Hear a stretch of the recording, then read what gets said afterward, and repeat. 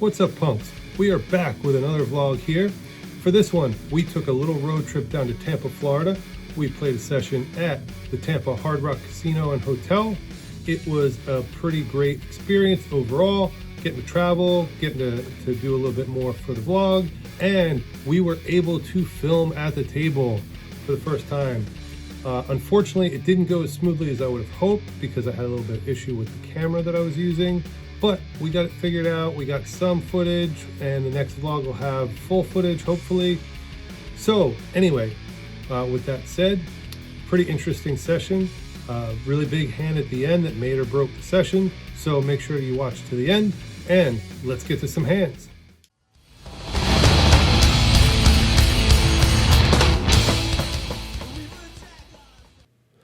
We sit down at the table in time to buy the button, and we get dealt pocket deuces. Before we get our camera ready or anything like that, Under the Gun raises to $15. Button calls, we call, we're off to a flop three ways with $47 in the pot and see a flop of Ace, Jack, Deuce, Rainbow. We flop bottom set, and with the aggression behind me, I decide to check here. Unfortunately, Under the Gun +1, the original raiser, checks. But luckily the button leads out for $60. This sizing is a little suspect since it's an overbet to the pot, and it makes me think the player has a strong hand and he will not fold. With that in mind, I raise to $160. Under the Gun +1 folds, and we get the good news when the button shoves for $295 total. We snap call, the button shows the ace of diamonds, turn comes off king of hearts, and the river eight of spades do not change anything. And the villain folds, and we're able to scoop a nice pot here while we're getting ready to start our filming. So after that first hand, we get all of our recording equipment set up, and we are ready to go. A couple orbits later, we are in the small blind, and we look down at King-Queen offsuit. We go to start recording when we realize the hand's gone to a flop, and I'm excited because this is the first session that I've gotten permission to film, and I think it'll make a lot of difference to the vlog, make it a lot better.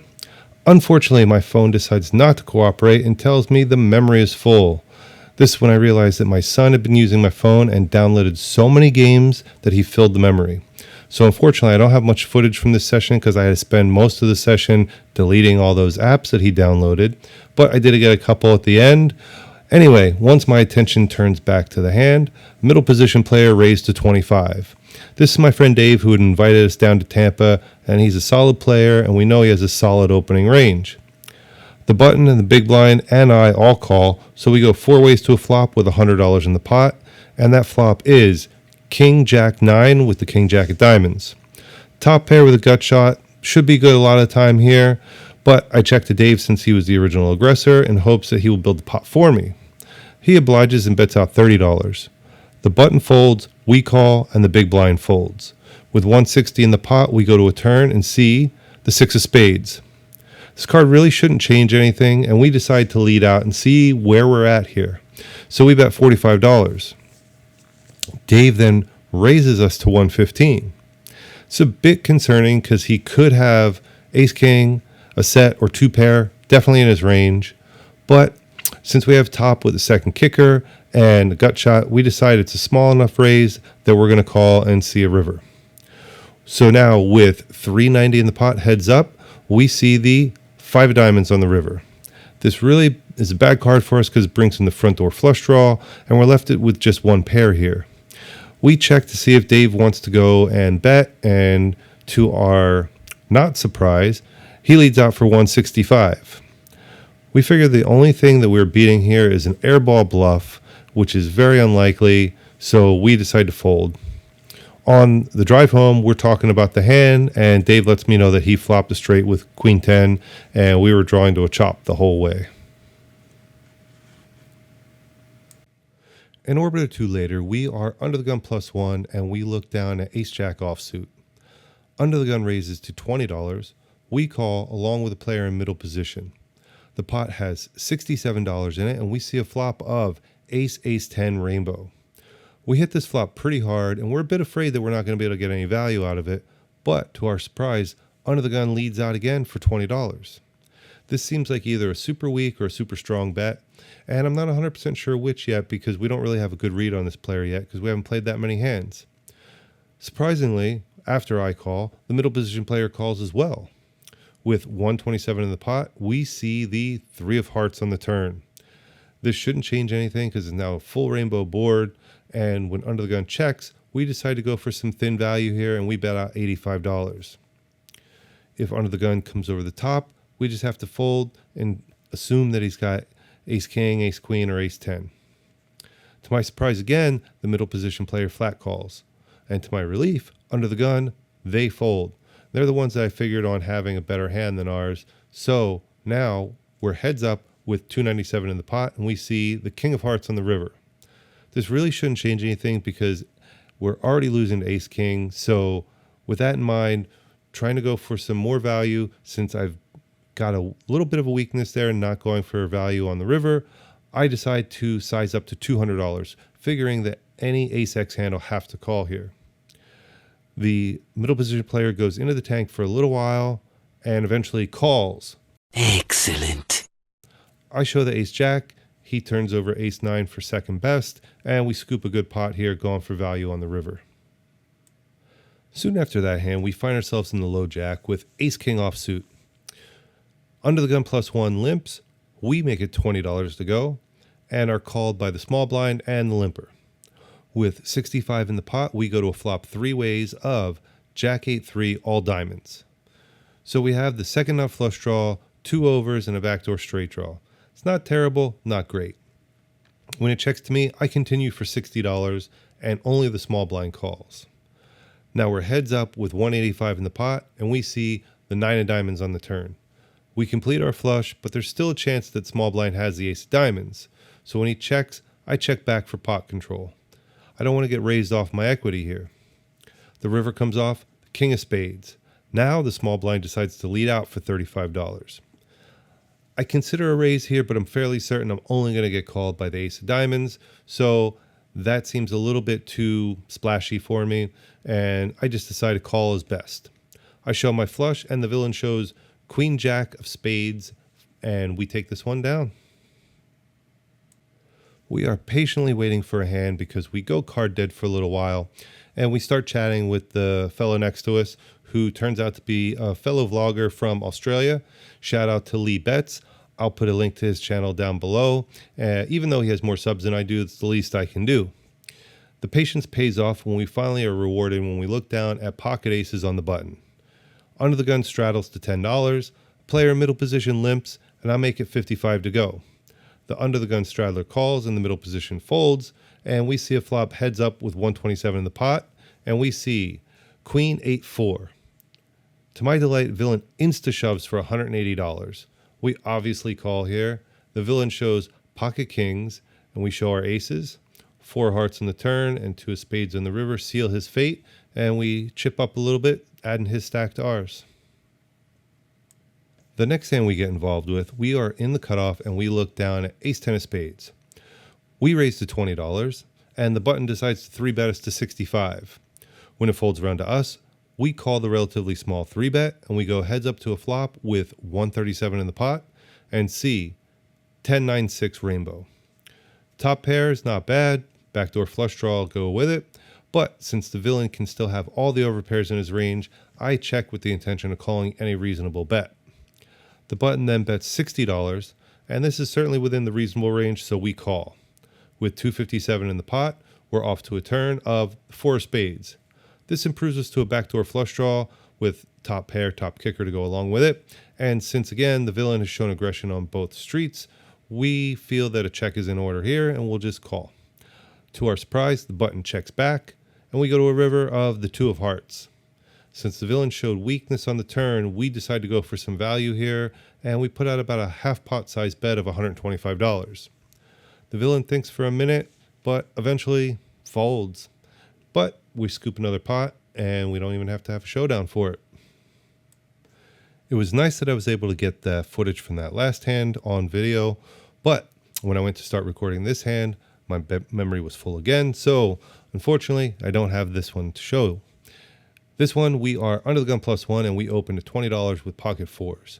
The cutoff and the button call, and we're off to a flop 3 ways with 67 in the pot, and we see 5-6-8 with the 6-8 of hearts. This flop is just too wet for me to lead out, so we check, as does the cutoff. The button sees this as an opening and bets $20. This is too small of a bet for me not to call with a pair and a gut shot, so I call, and to my surprise, the cutoff calls too. With 127 in the pot, we see the 7 of diamonds on the turn. So we hit our gut shot, but this is bottom end of the straight, and it brings another flush draw on board. With all that in mind, I check with the intention of just calling, and the cutoff checks as well, and the button then checks back. The river brings the 5 of clubs. While this pairs the board, it's an okay card for us because none of the flush draws get there, and I think I can get a little bit of thin value here against most pairs, since now they'll have 2 pair with the 5, or if they happen to have a 5x hand, they'll be in a position where they really think they have the best hand. With that in mind, I size to $65. The cutoff calls and the button folds. We show our straight, and we are good. A short time later, we are in the small blind, and we look down at ace-8 of diamonds. Under the gun leads out for $15, and only the big blind and I call. With $45 in the pot, we see a flop of king jack 6 with the jack of diamonds. We completely miss this flop, so we check, and to my surprise, it checks through. 4 diamonds on the turn improves us to the nut flush draw, and since the flop was checked through, we decide to take a stab for $25. Big blind folds, but the under the gun player is not scared and calls. 95 in the pot, and we see the 6 of clubs on the river. With only ace high and no kicker, we figure we need to bet at this pot, and we lead out for $75. Under the gun then decides that he has a strong enough hand that he wants to make it $225. We make it look as though we have a tough decision, but this was a fold all along when our bluff doesn't get through, and the villain shows the 6 of hearts for river trips, and we just move along and go to the next hand. A couple orbits later, we are in the big blind with king 6 of spades. It folds to the button, who raises to $20. We call with our suited king, and we're off to a flop of 3-5-7 with the 3-5 of spades. This is about as good a flop as we could hope for without flopping a flush, and we check for deception here, and the button bets out for $20. Easy call for us. So with $82 in the pot, we see the 2 of clubs on the turn. No improvement here, and we check again. The button now bets out for $50. This is still too small of a bet for us to fold to. We have a lot of equity here, and with 182 in the pot, we get the king of diamonds on the river. Top pair is better than no pair, but we still could be behind a lot of hands, so we check with the intention of calling. The button bets $50 again, and we have an easy call here. We show the rivered pair, and the villain folds, so we scoop yet another pot. In the next orbit, we are under the gun, and we find ourselves with pocket queens. There's a button straddle on, and when the blinds fold, we make it $40 to go. Only the button calls, so we have $87 in the pot, and we see a flop of 7-4-3 with the 7-4 diamonds. This flop should not have hit the villain's calling range, so we decide to c-bet for $40. The button looks us up, so with 167 in the pot, we get the queen of clubs on the turn. Well, isn't that special? Aside from having 5-6, we have the nuts now, and we try to size up to $85 here. The button goes into the tank thinking, and it looks like he's going to call, but eventually he decides to fold. Unfortunately, we couldn't get any more value here when we hit top set, but he must have had a marginal hand, either a middling pair or maybe like a weak ace that didn't hit anything and couldn't continue. In our next hand of note, we are in the big blind, and we look down at 2 black 3s. Under the gun limps, then the cutoff makes it $20 to go. The under the gun and I call. We're off to a flop 3 ways with $62 in the pot, and we see a flop of 3-4-8 rainbow. Bottom set looks great here. Now let's see if we can get some stacks in the middle here. We check and flow and try to induce a bet from the cutoff. The under the gun player checks as well, and the cutoff takes the bait and bets $45. We call, and under the gun player folds. With 152 in the pot, we see a turn of the 10 of clubs. I check again to see if the cutoff will bet again, but to my dismay, he checks back. The river falls 7 of spades. Since the cutoff checked the turn, we need to bet out here. And since all the obvious draws bricked out, we decide to size up a little bit to make it look like a bluff and bet $110. Unfortunately, the villain must not have had much, and he quickly folds. We do take down a pot, but this was one we really thought we could get a little bit more out of. We've had a pretty up and down session so far this night, but at this point we're a bit up for the night and getting close to calling a night when we are dealt ace-king offsuit under the gun. Unfortunately for us, our camera crapped out again and ran out of memory, so we don't have footage of this hand. The cutoff straddles this hand, and the button and small blind call, and when the big blind, who is Lee the vlogger, raises to $60, we have just too strong a hand to call, so we decide to bump it up to $160. Only Lee calls, and with $350 in the pot, we see a flop of ace 7-4 rainbow. Lee checks, and I lead out for $150 here, assuming that Lee has to have some sort of strong hand to have called my 3-bet. He quickly calls, and now with $650 in the pot, we get a turn of the 10 of clubs. Lee checks again, and we size up to $235 here, thinking that either he has some sort of hand like a premium pair, like kings, queens, jacks, tens, or he's got the same hand as us, ace-king, maybe ace-queen at the worst. To my surprise, Lee makes it $850 to go. I have about $965 left in my stack, and I start to think the hands that he would do this with. Since there's only one combo of aces left, it's unlikely he has that. And like I said, he does have all the kings, queens, jacks, and tens in his range, maybe even down to nines, but I don't really see him having sevens or fours in his range. With that in mind, I just figure at this point, I've invested so much in the pot and I have top, I'm going with it, and I just shove for the rest. Lee makes the call for the additional $115, and the river 10 of spades changes nothing when Lee turns over 7-8 of clubs.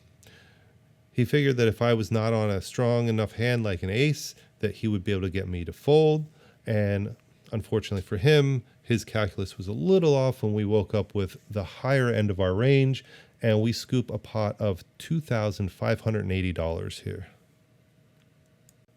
I decide to stick around for a few more orbits to avoid hitting and running, and we are rewarded with that decision when we look down at pocket aces on the button.